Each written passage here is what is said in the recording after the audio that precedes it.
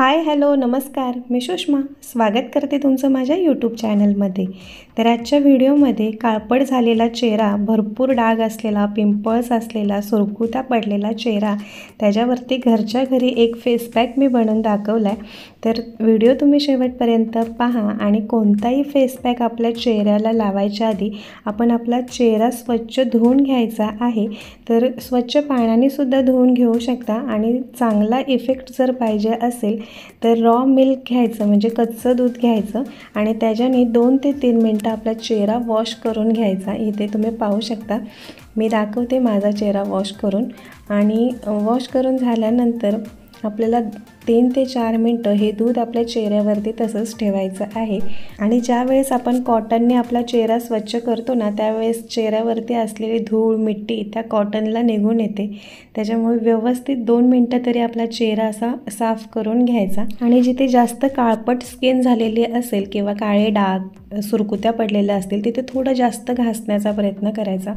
तर आता इथे फेस पॅक बनवायला घेतला आहे. बीट घेतला आहे. बीटचं साल वगैरे काही काढायचं नाही आहे आणि बीट कट करून घ्यायचा किंवा तुम्ही किसूनसुद्धा घेऊन त्याचा ज्यूस काढू शकता. तर मी कट करून घेतला आणि मिक्सरला फिरून त्याचा ज्यूस काढून घेणार आहे.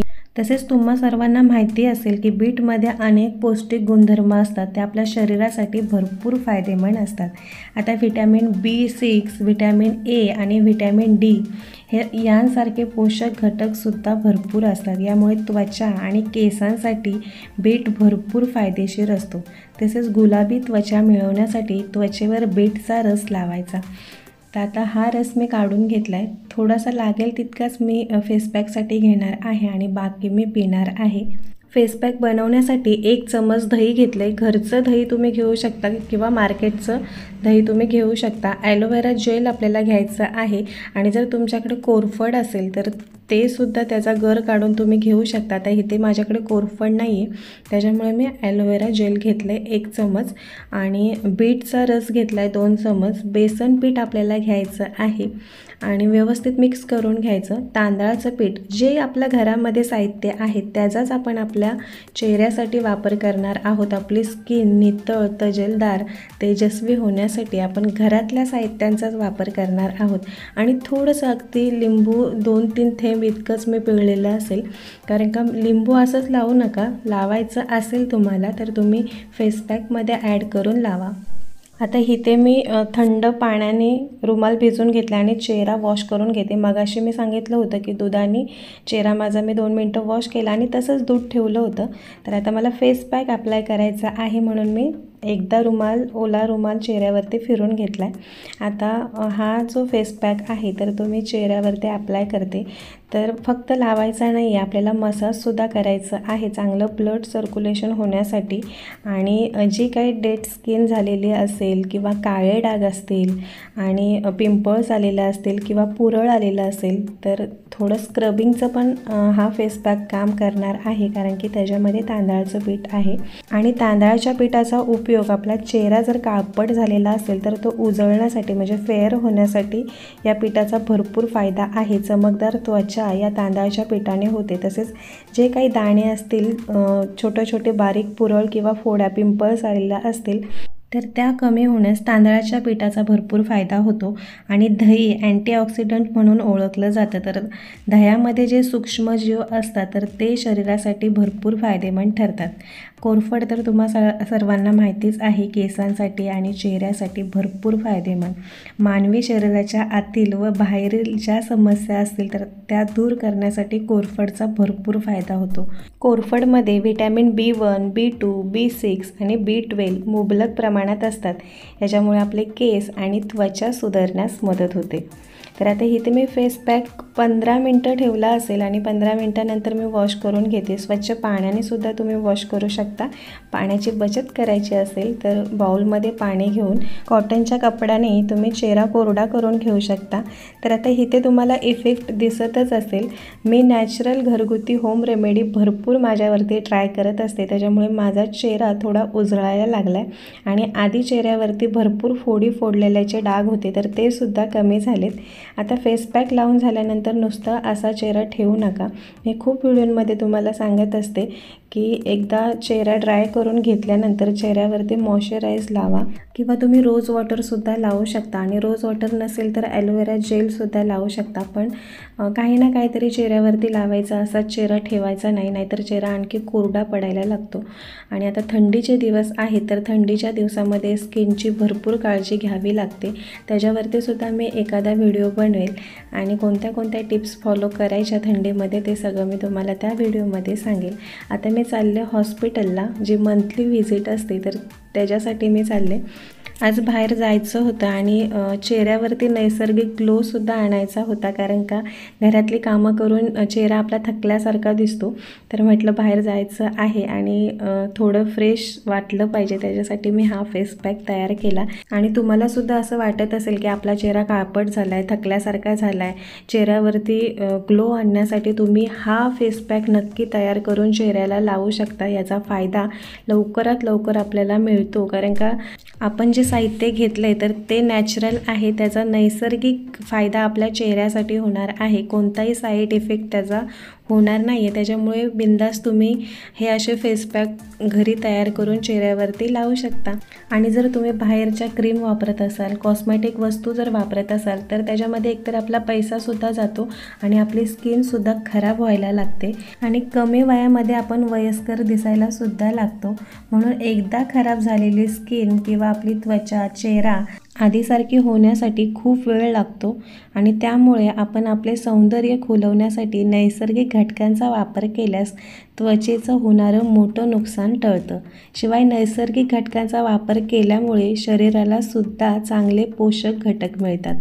तर आता इथे माझी हॉस्पिटलला जाण्याची सगळी तयारी झाली. 5 मिनटामध्ये मिस्टर येतील, त्यांच्यासोबत हॉस्पिटलला जाऊन मी परत रिटर्न घरी येणार आहे, कारण का दुपारचा स्वयंपाक काही झालेला नाही. घरातली बाकीची कामं आवरलेत, आल्यानंतर मग स्वयंपाक. तर आता येताना चिकन घेऊन आले होते, तर आता चिकन झटपट बनवते.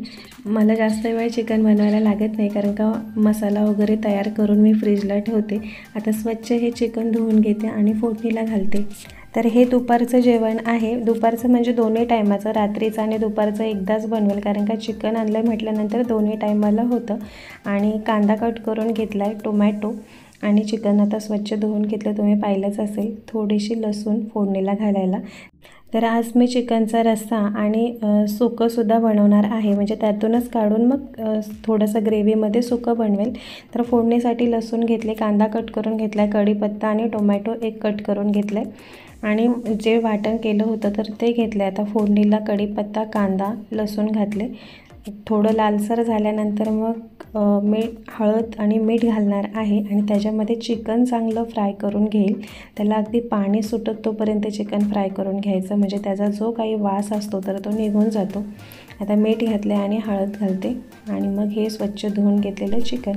तर आता इथे चिकन बनतं आहे, तर तोपर्यंत तुम्हाला सांगते मी जे DIY तुम्हाला बनवून दाखवते, म्हणजे होम रेमेडी घरगुती, त्याच्याने साईड इफेक्ट नाही होत, नॅचरल आहेत. पण तुम्हाला लवकर त्याचा इफेक्ट पाहिजे असेल तर एकतर तुम्ही फ्रेश राहा, इंटरनली आतून खुश राहा आणि भरपूर पाणी पिण्याचा प्रयत्न करायचा. जितकं पाणी आपल्या शरीरामध्ये जाईल तितकी आपली त्वचा टवटवीत होते, उजळायला लागते आणि एक छान असा ग्लो येतो. त्याच्यामुळे इंटरनली खुश राहा आणि चांगला डाएट ठेवा, म्हणजे चांगलं खाण्याचा प्रयत्न करा. जास्त ऑइली खाल्लं तर त्याच्याने आपलं फॅट तर वाढतंच आणि पचनक्रियासुद्धा चांगलं काम करत नाही, ॲसिडिटी होते, जळजळ होते. जे काही आपण खातोय तर ते जिरत नाही आणि ते जिरलं नाही की चेहऱ्यावरती पिंपल्स यायला लागतात, चेहरा विद्रूक होतो. त्याच्यामुळे भरपूर पाणी प्या, डाएट चांगला ठेवा. फळांचं किंवा सीझन वाईज येणारी फळं, भाज्या त्याचा ज्यूस करूनसुद्धा तुम्ही पिऊ शकता किंवा मग त्याचं सेवन तुम्ही रोजच्या आहारामध्ये जास्त करा. आणि ज्यूसची रेसिपी मी तर दाखवले, तर एकदम 5 मिनटामध्ये होणारे ते ज्यूस आहे, तर ते सुद्धा तुम्ही फॉलो करू शकता. आणि जरी पिण्यासाठी चांगले नाही लागले तरी ते शरीरासाठी भरपूर फायद्याचे आहेत, कारण का त्याच्यामध्ये मीठसुद्धा मी घातलेलं नाही, साखर वगैरे काही ॲड केलं नाही. जे नॅचरल ज्यूस निघाला आहे तोच करून मी पियाले. तर तसं थोडं प्यायला आपल्याला चांगलं लागत नाही, पण ते फायदा शरीरासाठी त्याचा भरपूर होतो, म्हणून तसे ज्यूस करून प्यायचे. आता मी इथे स्वयंपाक म्हणजे चिकन फोडणीला घातले, कुकरला भात लावला आहे आणि आता बाहेरून आले म्हटल्यानंतर नारळ पाणी घेते. नारळ पाणी घरामध्ये एकदमच नारळ आणून ठेवले, त्याच्यामुळे रोजच्या रोज आम्ही पाणी काढून पितो.